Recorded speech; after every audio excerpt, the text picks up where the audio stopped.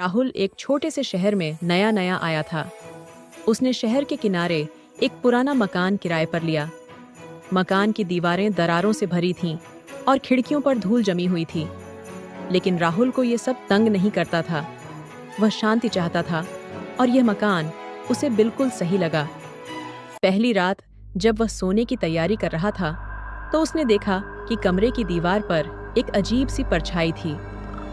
पहले उसे लगा कि ये कोई पेड़ की छाया होगी, लेकिन जब उसने खिड़की से बाहर देखा तो वहां कोई पेड़ नहीं था।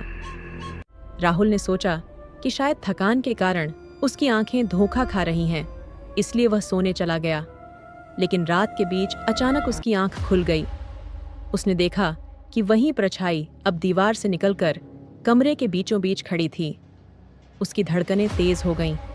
परछाई धीरे धीरे उसकी ओर बढ़ रही थी। राहुल हिल भी नहीं पा रहा था, जैसे उसके शरीर ने उसे धोखा दे दिया हो। वह परछाई उसके करीब आई और एक ठंडी हवा का झोंका राहुल के चेहरे पर महसूस हुआ। उसकी आंखें अब भी परछाई को देख रही थीं, जो अब उसके बिल्कुल पास आ चुकी थी। तभी परछाई की आंखें लाल चमकने लगीं। अचानक उसने राहुल के कानों में एक फुसफुसाहट सुनी। तुम यहाँ सुरक्षित नहीं हो।